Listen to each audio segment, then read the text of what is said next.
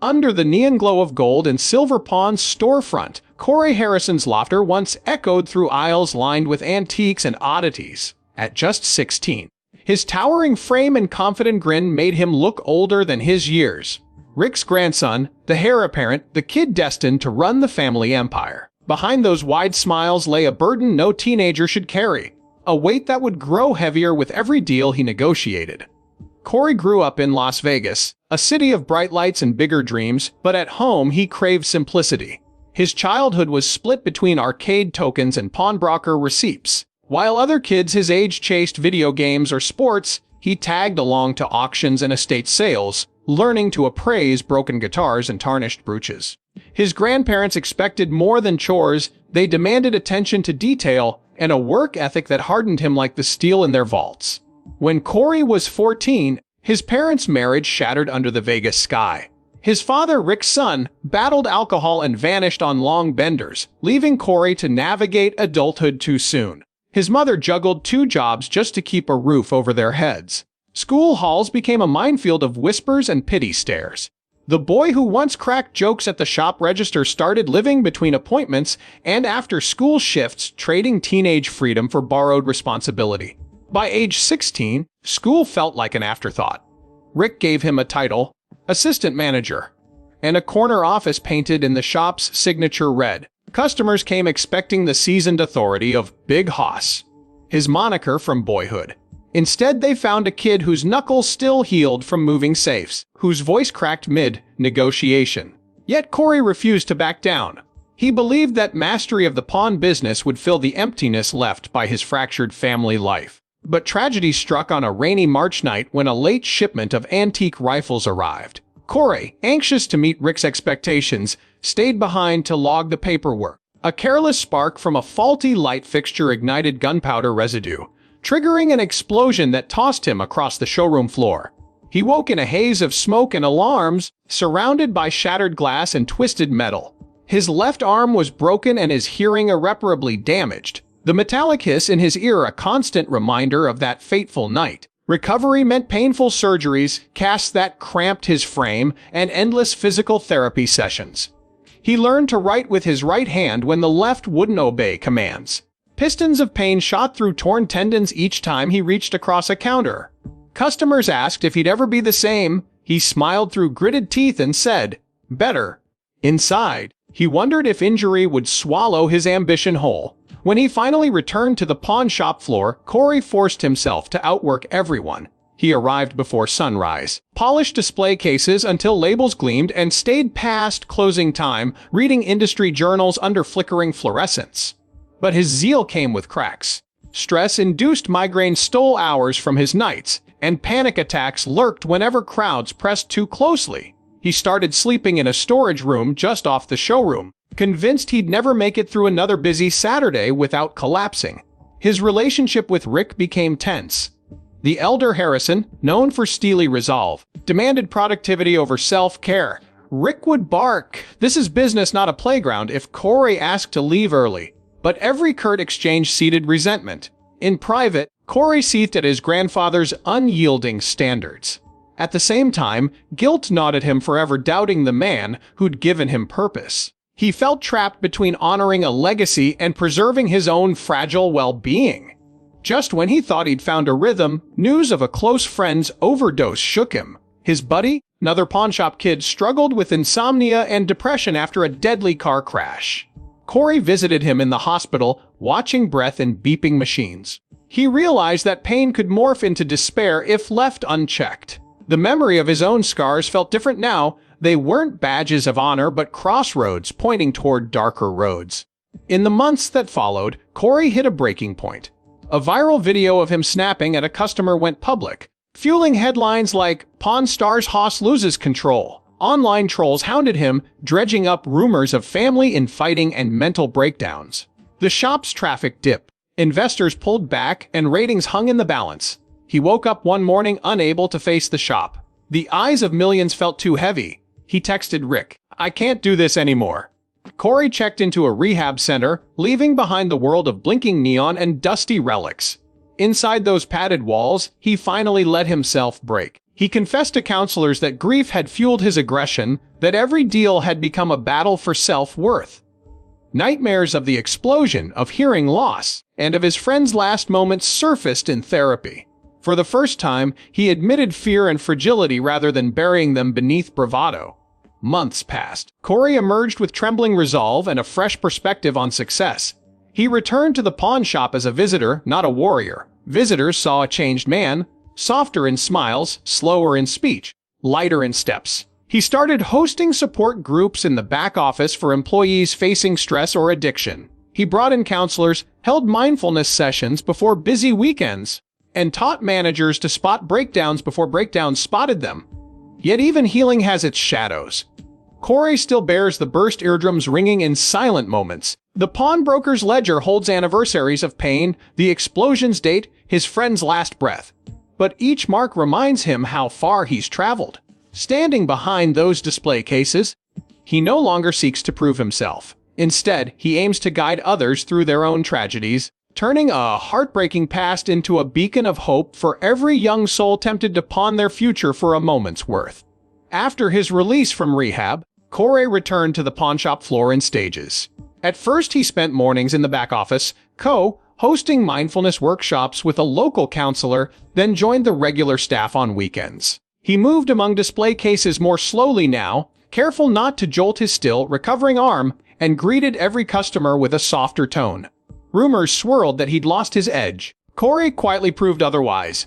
He handled delicate transactions, rare gold coins, century-old firearms, without flinching. Still, he felt haunted whenever he crossed the threshold into the showroom, as if the walls themselves retained echoes of explosions and panic. Night shifts became his crucible. Instead of closing the doors at 7, he volunteered for the late-night inventory rounds when the store fell silent except for humming fluorescents. He logged serial numbers by desk lamp, taking solace in routine detail. Yet in those hushed hours, Corey also wrestled with flashbacks. A single misstep, papers fluttering on a cart, the distant pop of an auctioneer's gavel on TV, could trigger the metallic hiss in his ear or the metallic burn in his left arm. He learned to choke down his fear until it faded like an unwelcome guest. His grandmother's voice, though gone, somehow guided him. "Stand firm, son. You've earned your place." But stability proved fragile. One December evening in 2021, the shop's alarm chimed unexpectedly long after closing. Corey, alone in the showroom, suspected a false alarm until he saw the silhouette of a man at the glass door, a pistol's muzzle briefly illuminated by streetlights.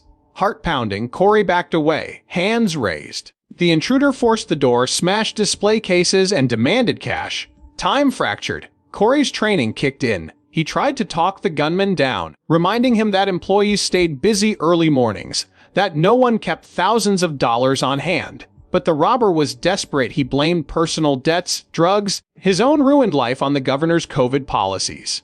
Fear snapped into fury when he failed to find the safe key. A shot rang out. The bullet ricocheted off the metal counter, sending sparks across the floor. Corey dove behind a glass case, shards raining around him. He heard his own ragged breath and wondered whether this was how it ended. The gunman fired again, missing by inches. Corey flinched as pain seared in his arm, burned scars reopened. Stitches threatened to split. Adrenaline muddled his mind. He scrambled for his phone under the counter, dialed 911 with shaking fingers. The caller ID blinked. Corey H. He forced himself to speak clearly. 2 suspects, one armed, at gold and silver pawn. "I'm pinned down. Please hurry." Sirens blared seconds later, though the interval felt like an eternity. The gunman tried to flee, stumbling into the neon glow. Police tackled him in the alley, cuffed him, and secured the scene.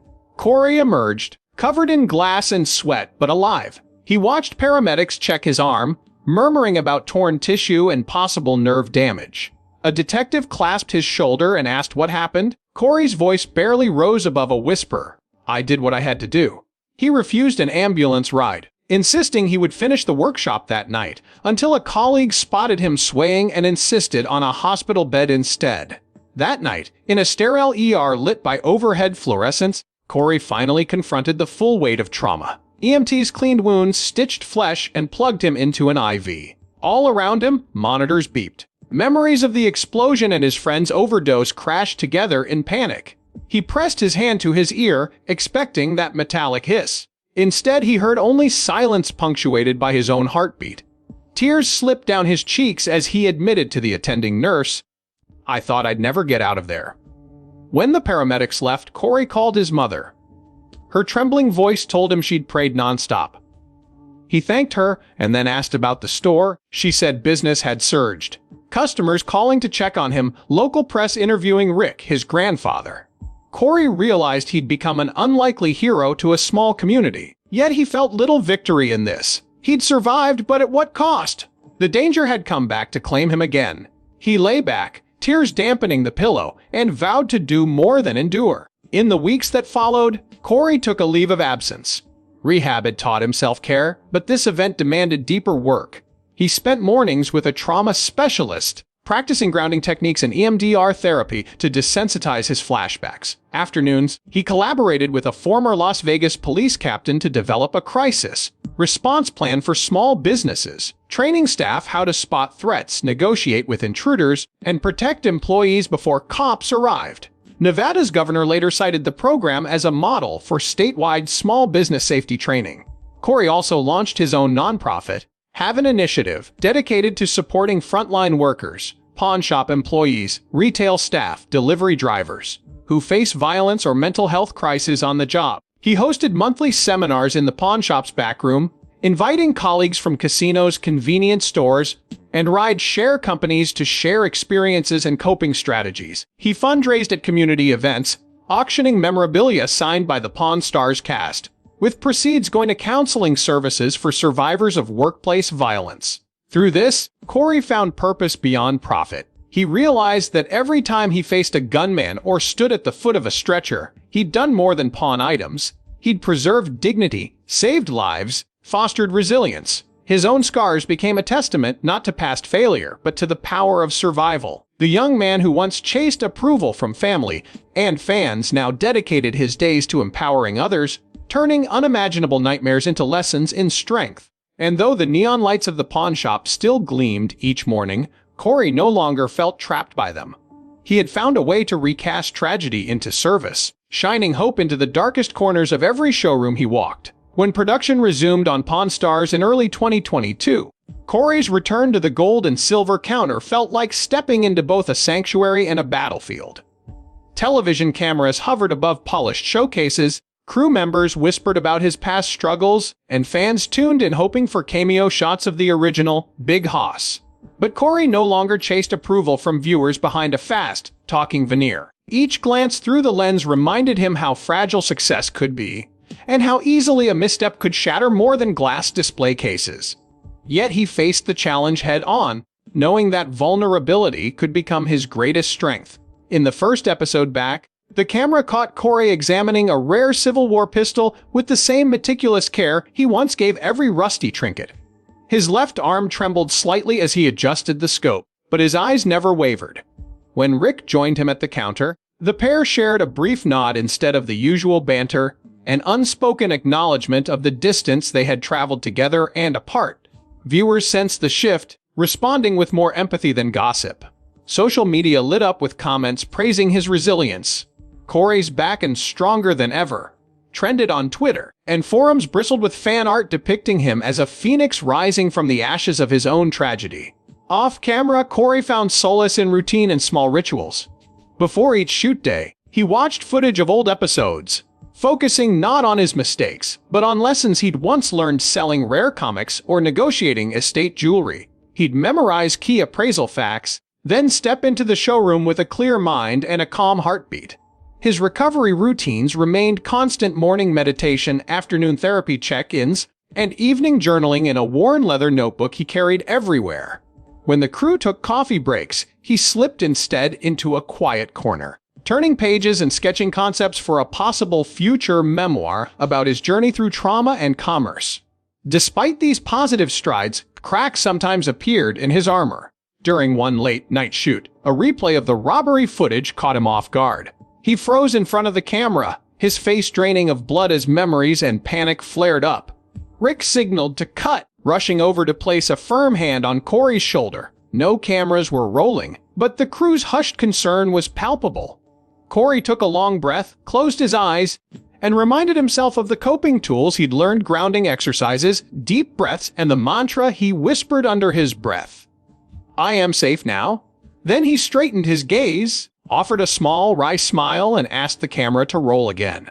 As the season progressed, Corey began weaving his recovery story into his on-screen segments. On one memorable episode, he guided a newcomer through the appraisal of a vintage casino chip collection.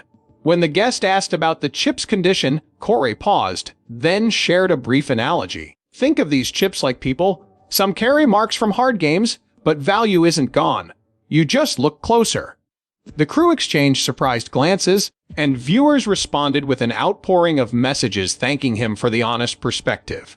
Ratings ticked upward, proof that authenticity resonated more than scripted bravado ever could. Behind the scenes, Corey pitched a new segment idea to producers: Corey's Corner, a mini-documentary reel profiling small businesses in crisis. He proposed visiting stores in need of security upgrades, offering free crisis response training, and spotlighting families who had endured tragedy. At first, network executives balked, fearing it was too somber for a light entertainment show. When Corey showed them the pilot outline, complete with upbeat success stories and real data on reduced workplace violence, the format earned unanimous support. Soon he was on the road, camera in tow, helping convenience stores rebuild after armed robberies and training cashiers on de-escalation techniques. This expanded role transformed Corey's relationship with his trade. Pawn shops were no longer just business. They became community lifelines where he could apply both his industry knowledge and his hard-earned empathy. He worked with local police chiefs to create pamphlets on safety protocols and partnered with mental health organizations to place discreet resource cards in every counter drawer. Word spread that he was more than a reality TV star. He was an advocate for change in an often stigmatized profession. Invitations arrived for speaking engagements at trade conferences in Chicago and Houston, where he addressed audiences about the importance of mental health care in customer-facing roles. Yet personal healing remained an ongoing process. In private moments, Corey would sometimes replay the worst days, the explosion, the robbery, the overdose of his friend, and wonder if scars ever fully fade. He leaned heavily on his therapist and his circle of mentors, a retired Las Vegas detective who had guided him through crisis planning, a fellow survivor from the rehab center, and a childhood coach who reminded him that vulnerability could be a source of courage. Late at night, he recorded voice memos reflecting on new challenges and breakthroughs, building the raw material for his memoir, or perhaps a future podcast. Each entry began with the same line: "Today I lived intentionally." As the season finale approached, the producers surprised Corey with a tribute segment. The camera panned across behind. The scenes clips him laughing over coffee, leading a safety drill, consoling an anxious employee receiving a father and son nod from Rick. The montage ended with Corey returning the favor, embracing his grandfather in a heartfelt moment that captured both reconciliation and mutual respect. Viewers watched in silence before the studio audience rose to a standing ovation. For the first time, Corey saw beyond the lens. His story of tragedy had become a beacon, illuminating a path not only for himself but for countless others navigating their own battles between duty and self-care. Beyond the camera lights, Corey discovered new avenues to channel his passion. He launched Pawn Stars University, an online platform with courses on appraisal, negotiation, and crisis management. Modules range from identifying counterfeit currency to de-escalation techniques, each laced with anecdotes of his near-fatal explosion and armed robbery. Enrollment soared as professionals sought authentic insights, and his reputation grew beyond reality TV. He integrated a mentorship network staffed by seasoned appraisers he'd met on his travels. Every month, mentees submitted photos of items they struggled to value, and Corey recorded personalized video feedback. For him, teaching became therapy, turning his trauma into purpose. As word spread, media outlets ran feature stories on Pawn Stars University, spotlighting the platform as a genuine resource rather than mere TV hype. Beyond digital instruction, Corey spearheaded a charitable scholarship for at-risk youth interested in trades. Recipients could attend auctions, learn hands-on skills, and receive stipends for education. At a launch gala held in Las Vegas, Corey spoke openly about his own adolescence, recounting how mentorship had saved him from despair. Donors from across the globe contributed, moved by his message that every kid deserved a shot at success. Meanwhile, inside the pawn shop, Rick observed his grandson's transformation with a blend of pride and humility. He saw Corey delegate responsibilities, sometimes stepping aside to let new managers implement safety protocols Corey had devised. Even the shop's oldest employees adapted. They attended compassion training sessions and welcomed mental health days. The Harrison legacy, once defined by toughness and tattoos, now embraced empathy and introspection alongside negotiation prowess. In interviews, Corey became more candid about mental health, dismantling stigma around therapy for frontline workers. He partnered with Nevada's Department of Health to secure grants for counseling services in small businesses statewide. As state officials lauded the partnership, Corey felt a new sense of influence, not just as a voucher for TV ratings, but as a catalyst for policy change. He'd moved from pawnbroker to public advocate, while his public profile soared. Corey nurtured his personal life away from cameras. He reconnected with an old high school friend, Samantha, who'd built a career as a firefighter-paramedic. Their bond deepened over coffee and shared stories of trauma and resilience. Samantha taught Corey breathing techniques used on patients in crisis, and Corey shared de-escalation skills. Together, they discovered that healing could be mutual, each offering strength the other lacked. Despite newfound equilibrium, Corey never forgot the explosion that launched his journey. On the anniversary of that night, he paused operations and led a moment of reflection in the showroom. Employees and customers alike stood still as he recounted how fragile life could become, how fragile dreams. Then he invited everyone to share one word that described hope. The exercise became a tradition, reminding all who walked through those doors that healing is a community act. As several seasons of Pawn Stars aired, viewership stabilized, buoyed by Corey's authenticity. Rating surveys noted increased appeal among younger demographics and social issue-conscious audiences. Advertisers responded by placing socially responsible brands in segments he hosted. Mindfulness apps, trauma-informed therapy platforms, and local nonprofits. Corey negotiated sponsorships that aligned with his values, refusing deals with companies linked to predatory lending or exploitative practices. His brand became synonymous with integrity. Philanthropic efforts expanded to include an annual Pawn Stars charity gala, where unique items were auctioned to benefit frontline worker mental health funds. Celebrities donated memorabilia, and Corey emceed the event with heartfelt anecdotes, bringing house to laughter and tears. News coverage highlighted his journey from silent kid behind the counter to charismatic host with a mission. The event's success reinforced his belief that tragedy, when shared, can catalyze compassion. Looking ahead, Corey drafted a blueprint for international expansion, planning pop-up trade shows in London and Tokyo to share pawnshop best practices and crisis response methods. He collaborated with global peace NGOs to adapt his safe haven protocols to war-torn regions, teaching artisans and traders how to protect livelihoods under fire. While these grand ambitions sometimes felt overwhelming, they reminded Corey of the spark that first drove him to appraisal tables. The conviction that one person's perseverance can change countless lives. In reflecting on his journey, Corey recognized that raw talent and hard bargains only carried him so far. True strength emerged when he embraced vulnerability. He penned a newsletter, From the Vault, sharing excerpts of his journal, toolkit recommendations, and stories of community heroes. Subscribers worldwide tuned in, drawn by the unfiltered wisdom of a man who'd navigated the darkest nights and emerged committed to lighting the way for others still lost in the aisles of uncertainty. His voice, once silenced by fear, now guided thousands out of darkness. Corey's influence reached beyond the pawn shop and into neighborhoods where despair reigned. In early 2023, he organized a crisis relief caravan that traveled through underserved communities in Nevada, offering free appraisals, safety training, and mental health support. Partnering with local nonprofits, he set up pop-up clinics in community centers, providing confidential counseling sessions alongside property assessments. Families facing eviction or grappling with addiction walked through the same showroom doors, once reserved for treasure hunters and collectors. Here, they found someone who had transformed his own suffering into compassion rather than bitterness. Corey listened to each story. Lost jobs, shattered relationships, cycles of addiction, offering practical resources and human connection. His staff learned to match clients with social workers, housing programs, and addiction counselors instead of just negotiating price. Commentators lauded him as a pioneer in social business, sparking texts, invitations, and profiles in entrepreneurial podcasts. He declined large speaking fees, insisting that honoraria go directly to the causes he championed. Meanwhile, the shop itself evolved into a hybrid hub of commerce and community outreach. Customized safe rooms were installed for sensitive property transfers, doubling as privacy spaces for clients to access crisis counseling via telehealth.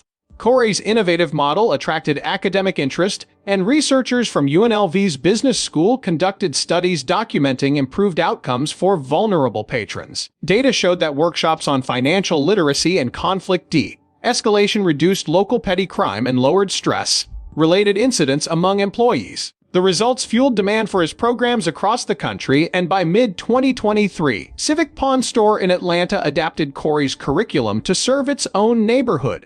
A Dallas-based operator added Corey's mental health break station behind the counter, complete with comfortable chairs and resource brochures. Corey consulted via video calls, replicating his showroom protocols step by step. Community advocates praised this ripple effect as a testament to what a single determined individual can accomplish. Despite the accolades and expanding influence, Corey remained grounded in the fundamentals: empathy, professionalism, and relentless pursuit of hope. He frequently reminded colleagues that the pawn shop's purpose extended far beyond profit margins. It was a place of second chances. These gatherings became rituals that strengthened trust and built resilience among diverse staff members. One winter, he launched a community winter coat drive in the pawn shop's parking lot, distributing over 500 coats to families in need. Photos of volunteers handing out steaming cups of hot cocoa circulated on social media, showcasing the warmth that emerges when commerce embraces compassion.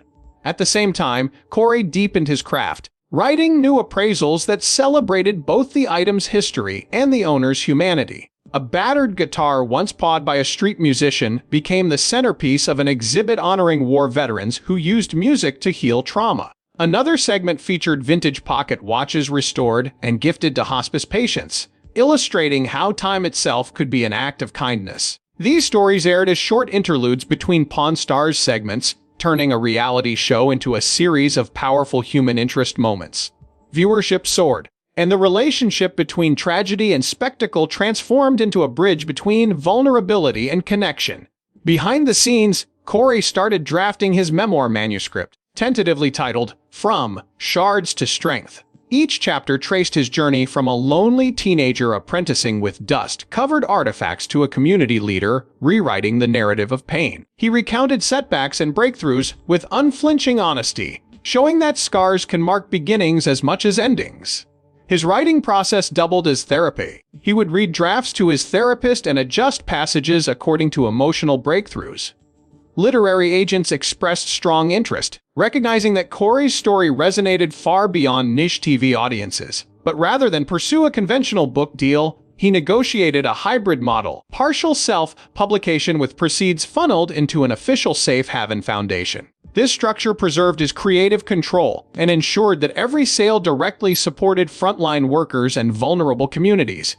As summer arrived, Corey hosted a launch event at the pawn shop, a live reading from his manuscript interspersed with Q&A and fundraising activities. Dozens of neighbors, co-workers, and community leaders attended, many tearful as they heard familiar anecdotes reframed with new insight and hope. Local newspapers ran front-page stories, and supportive messages poured from podcast hosts who had invited him on air. Corey closed the evening by announcing a scholarship program for children of essential workers, funded in part by book royalties. He ended on a hopeful note. "We all have stories of broken parts. Let's use them to build something stronger together." In every handshake, appraisal, and shared tear, Corey proved that legacy lies in healing and hope, not in trophies or dollars. His journey stood as a testament to resilience, demonstrating that every tragedy can spark empowerment. Now, Corey stands at the threshold of a new dawn, one that stretches far beyond those familiar glass display cases and neon-lit counters. The scars he carries, on his arm, in the ringing echo of his eardrum, and within his memories, have become the foundation of a life imbued with purpose. Each morning, He breathes gratitude for survival, pausing before the floor, to ceiling window overlooking the pawnshop to reflect on how tragedy can catalyze transformation. What began as a young man chasing family approval amidst explosions and robberies has evolved into a leader building bridges between crisis and compassion. Over the past year, the Safe Haven Foundation has solidified its role as a cornerstone of community resilience.